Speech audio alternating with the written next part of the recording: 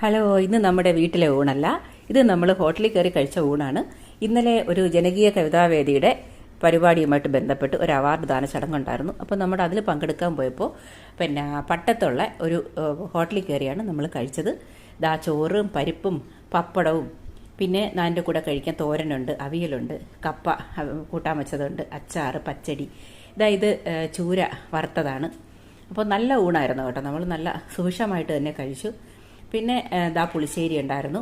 പിന്നെ അതിൻ്റെ കൂടെ അധികം കട്ടിയുള്ള പുളിശ്ശേരിയല്ല. പിന്നെ സാമ്പാർ നല്ല നല്ല സാമ്പാറായിരുന്നു. നമുക്ക് ആവശ്യത്തിനെടുത്ത് കഴിക്കാൻ വേണ്ടിയൊക്കെ വെച്ചിരുന്നു അവർ. പിന്നെ ഇത് നമ്മുടെ കറികൾ. പിന്നെ എൻ്റെ ഒപ്പം ബിരിയാണി ഉണ്ടായിരുന്നു കേട്ടോ. നമ്മൾ ഒരാൾ ബിരിയാണിയാണ് കഴിച്ചത്. അതിൻ്റെ കൂടെ ചിക്കൻ ബിരിയാണിയായിരുന്നു. മുട്ട പുഴുങ്ങിയതുണ്ട്. പിന്നെ അതിൻ്റെ ഒപ്പം സലാഡും കാര്യങ്ങളൊക്കെ ഉണ്ടായിരുന്നു. ഈ കറി വന്ന് കപ്പ കഴിക്കാൻ വേണ്ടി കൊണ്ടുവച്ച മീൻകറിയായിരുന്നു. കണ്ടില്ലേ?